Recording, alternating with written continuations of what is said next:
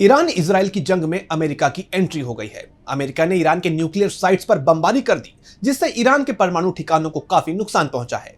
America के इस कदम ने वैश्विक जगत में भूचाल ला दिया है। सवाल ये उठ रहे हैं कि क्या अब दुनिया एक न्यूक्लियर वॉर देखने जा रही है? तो अमेरिका ने किन ठिकानों को बनाया निशाना? क्या ईरान करेगा पलटवार? क्या है अमेरिका के इस कदम के मायने?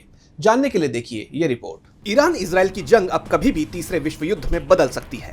अब कभी भी इन दो देशों की जंग में रूस, चीन समेत तमाम देशों की भी एंट्री हो सकती है, क्योंकि अमेरिका ने इस जंग में अब एंट्री कर दी है। अमेरिका ने भारतीय समय अनुसार सुबह के 4:30 बजे ईरान की 3 प्रमुख न्यूक्लियर साइट्स पर हमला बोला है। इसकी जानकारी देते हुए अमेरिकी राष्ट्रपति डोनाल्ड ट्रंप ने कहा कि हमारी वायुसेना ने फोर्डो, नातांज और एस्फहान न्यूक्लियर साइट्स पर हमला किया है। अमेरिकी सेना ने इन ठिकानों पर पूरी तैयारी के साथ बम गिराए, जिसमें मुख्य निशाना फोर्डो था।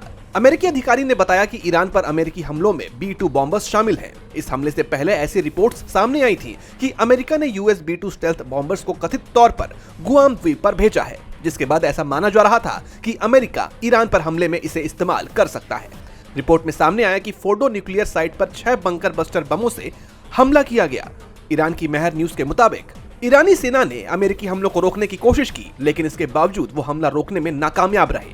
फोर्डो न्यूक्लियर साइट के एक हिस्से पर हमला हुआ, जिसमें एंट्री और एग्जिट गेट को नुकसान पहुंचा है।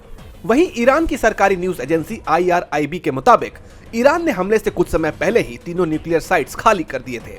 ईरान की परमाणु एजेंसी ने बताया कि हमले के बाद कोई रेडिएशन लीक नहीं हुआ है।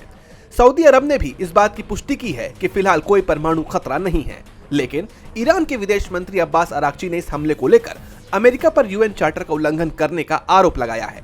उन्होंने कहा कि आज सुबह की घटनाएं क्रूर हैं और इनके दीर्घकालिक परिणाम होंगे। वहीं इस हमले के बाद इजरायल में भी अलर्ट जारी हो गया है। PM बेन्यामिन नेतन्याहू ने इमरजेंसी कैबिनेट बैठक बुलाई, जिसके बाद इजरायल में इमरजेंसी लागू कर दी गई है।